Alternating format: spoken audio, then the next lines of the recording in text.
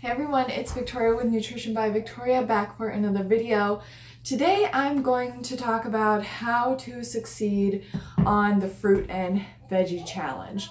So before me I have all of the recommendations that I suggest for being successful with the fruit portion of the fruit and veggie challenge. So on the fruit and veggie challenge, you're just eating fruits and non-starchy vegetables. In another video, I will talk about the non-starchy vegetables and non-sweet fruit portion of the diet, but because you'll be getting the majority of your calories from fruit and the majority of your meals will be comprised of fruit, I wanted to make the fruit video first. So I have a lot of different styles of fruit and what you can enjoy on the fruit-based portion of this challenge. And this is all the foods that I've been eating and I'm having a lot of success with on this challenge. So I designed this challenge based on the protocol of the mucusless diet healing system. So if you haven't read that book, check it out. I will leave a link to the paperback copy on Amazon. You can get it for $7, and it will describe why this works as well as it does for your health, for clearing your skin, for having less painful periods, for losing weight, for better digestion, for more energy, and just all around good results. So grab a copy of that today, give it a read, and get back to me. And I'd love to talk about the mucusless diet healing system. So this is my version of it. Also combined with the protocol that I've learned from following Freely the Banana Girl, especially back in the day, following Durian Rider's protocol. And so I've just created my own protocol and am currently on the fruit and veggie challenge. And I wanted to share with you how you can do it too. Okay, so to get started, you're gonna need a lot of fruit. So I recommend getting a Sam's Club membership, going to Aldi, hitting up wholesalers so you can get yourself a bunch of fruit. So I'm going to show here some of the fruit I have and kind of like talk a little bit about food combining. So I've got some melons here. Melons you want to eat on their own. First thing too, you can have juice. This is an empty pineapple juice container that I had earlier today. And I've even been having these Snapple drinks that have water, sugar, and fruit juice in them.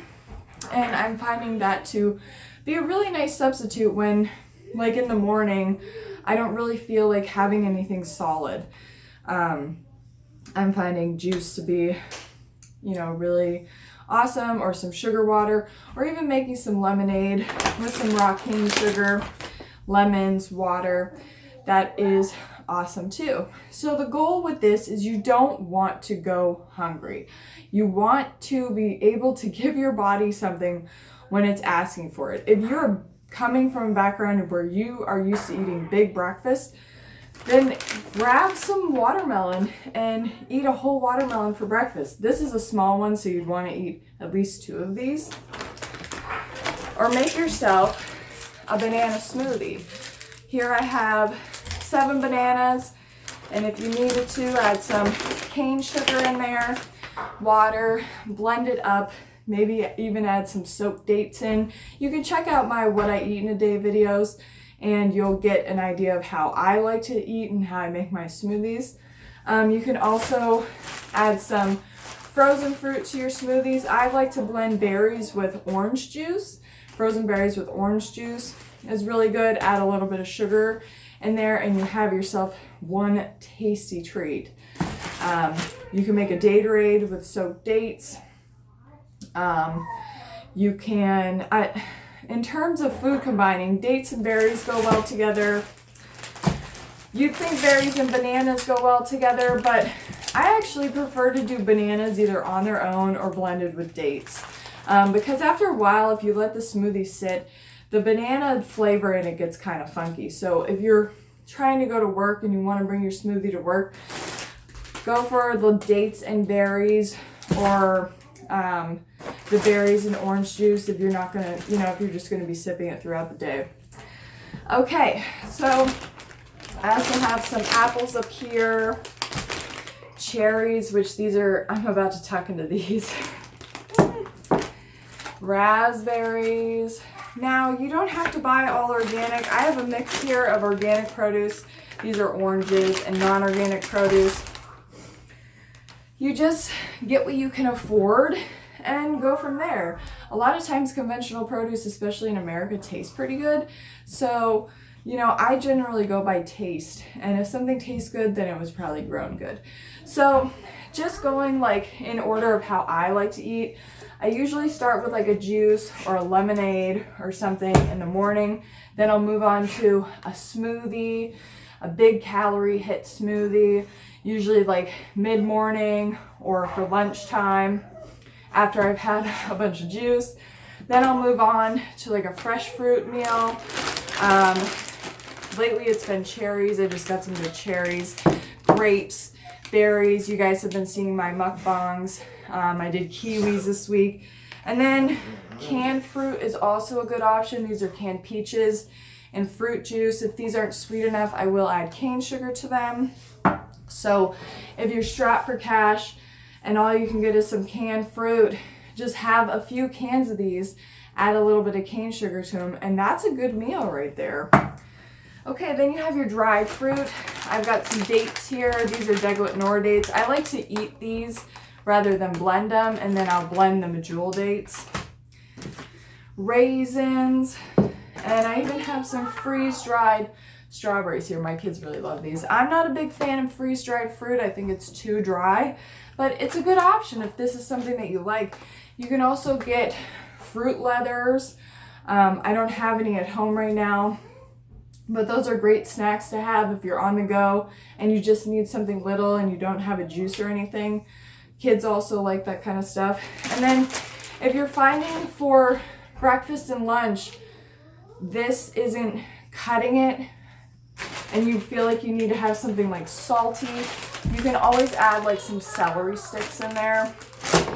That usually just having your fruit meal and then having some celery sticks after, that will curb your appetite and your cravings for anything else.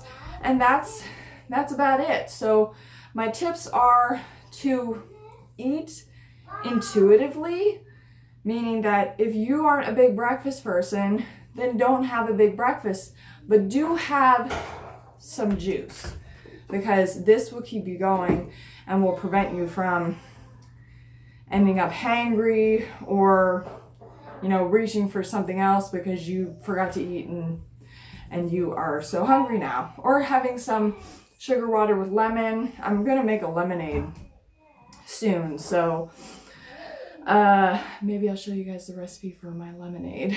And then make sure that at some point you are getting a big smoothie in, a big fruit meal, adding the sugar in, because you don't want to be hungry. You don't want this to be hard. I have people email me and they say, I want to do this fruit thing, but I need to eat starch at noon. I need to have starch for lunch. That is a simple, you're not eating enough fruit. And don't be afraid of the sugar. The sugar can help with satiety with your fruit meals.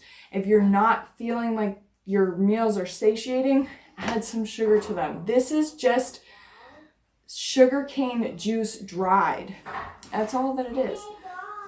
And this is all going to help assist your body in cleansing, repairing, healing, losing weight, energizing, clearing up any kind of, issues going on. So it's all great stuff. So in order of I like to eat what Caroline Deisler says, from lightest to heaviest. So I like to start my day with juice.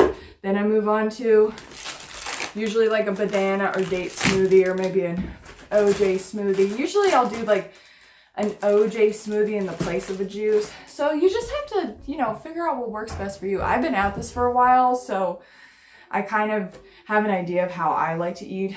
So let your intuition be your guide for this in terms of your appetite, in terms of your satiation, so that you can get the most benefit out of this. And you're not forcing yourself to eat when you're not hungry, and you're not starving yourself when you are hungry. And so then you want to move into your heavier fruits, you know, where you're eating more solid foods, or you can skip the juices altogether and start with, you know, a big meal of apples and some dates, or apples and raisins. That can be really satisfying. Banana ice cream is a great option if you need something denser in the morning, but you don't want it to be, you know, you don't have time to sit there and eat 8 apples or whatever. Don't forget about your canned fruit.